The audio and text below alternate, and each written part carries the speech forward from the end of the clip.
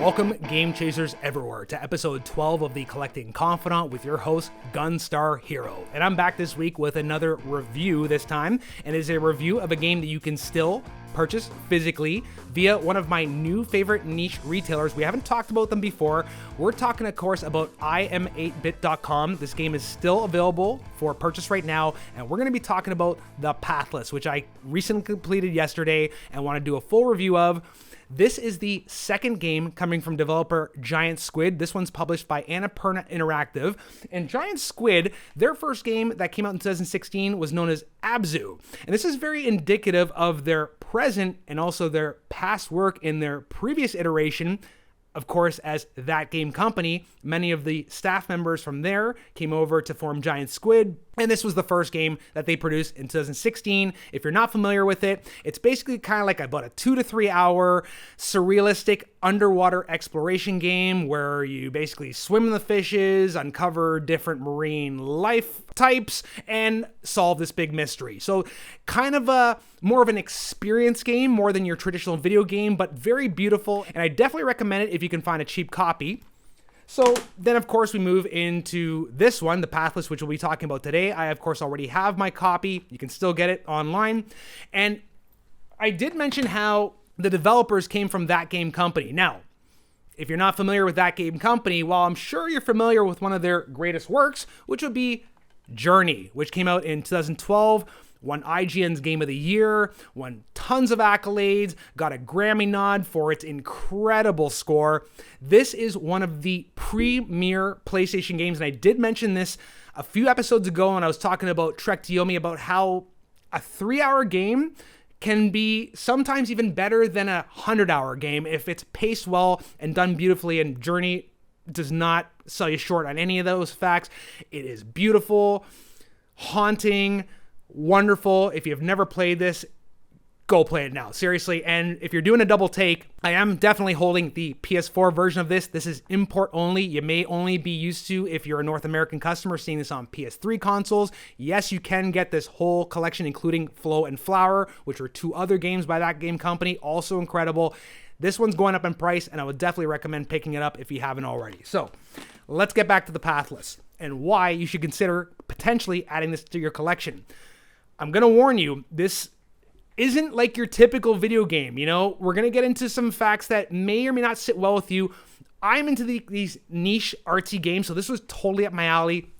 And I'm going to get into why you should consider giving this a shot. And the Metacritic scores don't lie. A lot of people like this game. It's definitely worth checking out. So let's talk about the game itself. A bit of background. Now, this game, the lead creative designer was Matt Nova, who was also the creative designer behind Journey back at That Game Company.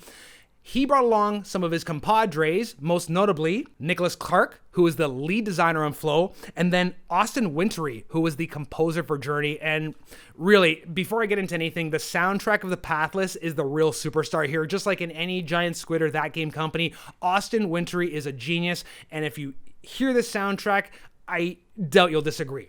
So let's get into the game itself.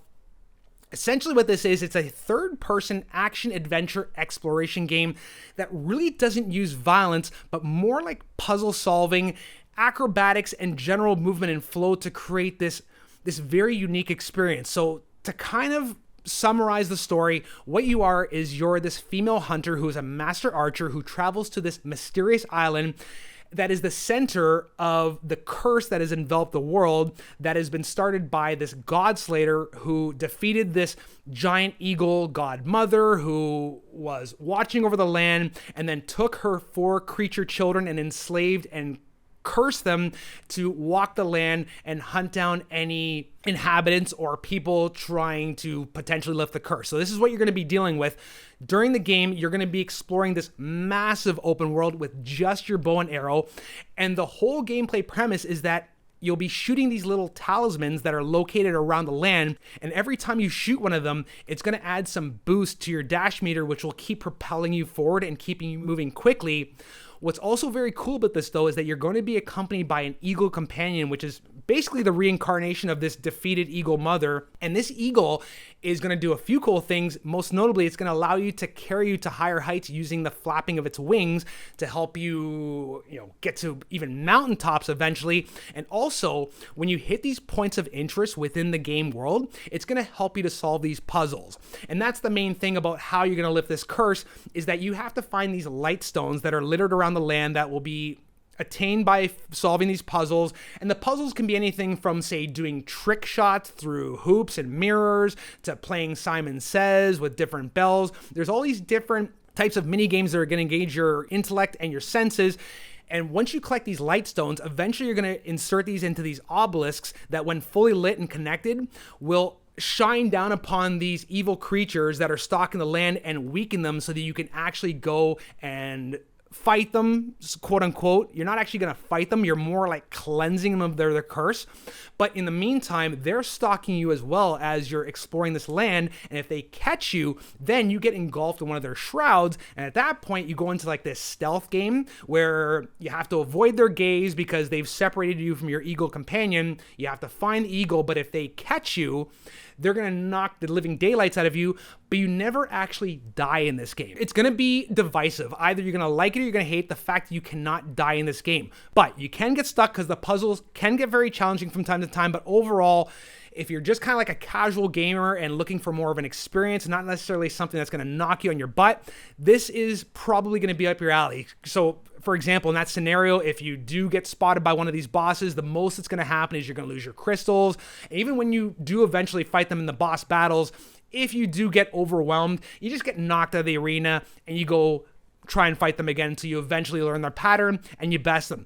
And these boss battles are utterly epic. I mean, you have this contrast where you're going across the land, flying around, doing acrobatics, and it feels very kind of lyrical and kind of majestic, but then you get into these fiery boss battles where you're literally chasing down these beasts, and then you're trying to lift the curse. Tons of excitement, and as I mentioned, that soundtrack by Austin Wintory just knows exactly when to punctuate the action. It doesn't come up all the time, but when it does, you know something important's happening. You know some suspense is building. So I think I'm hopefully conveying this well, that this game is meant to be played. It's not meant to knock your bum, but it's meant to be experienced start to finish like a piece of art, like a story. And one of the most unique things about it is the fact that there is no mini map, hence the title, The Pathless, because as Matt Nova explained in an interview, he wants you to find your own path through this game. And it's kind of like Journey in a sense. Journey felt like that as well. So did Abzu, in the sense that there is a general goal, there is a destination, but how you get there is up to you. And I think that's incredibly refreshing. So don't get discouraged the fact that there's no mini map and there's no fast travel. Once you start to level up that eagle by getting these yellow crystals and getting additional flaps, and you'll be able to get higher and higher throughout the landscape, you'll find it incredibly easy and fun just to do the acrobatics, jump around, fly around, find new points of interest, and hopefully even 100% the game. Because if you just beat it and go through the standard path, you'll get a reasonable ending, but if you actually put in the time and collect all the light stones, there will be an extended ending you can unlock. So overall, you're looking at about a 6 to 12 hour experience, depending on how much time you want to put into it. All right, let's get into why we came to this video in the first place. The physical edition, which again is available for purchase right now via iam8bit.com. This is one of those scenarios where they don't really give you a numbered count of how many copies are available for purchase, but it is limited. And I actually did email iam8bit earlier and did confirm that once this game runs out, it's gone. And you'll notice from iam8bit.com that some of their other titles like Disco Elysium for PS5 are completely sold out. That one went quick. The Pathless, possibly not as quick as maybe a lot of people don't realize who's attached to this game, and perhaps it wasn't marketed as well, but I think it's fantastic. And the additional advantage is that the original price for this was $52.99 US. It is currently on sale for $23.99 US, which I think for a boutique online physical video game is a fantastic price. You're getting a lot of value for your money. I highly recommend this, especially again, if you're just looking for a very surreal experience that's going to touch your emotions more than your rage meter. The Pathless is certainly something you want to look up. Thank you for watching. This has been the 12th episode of The Collecting Confidant with your host, Gunstar Hero. Thank you to all the new subscribers and the people in the comments. Make sure you like and subscribe, and we'll see you on the next one. Later, Game Chasers, and peace.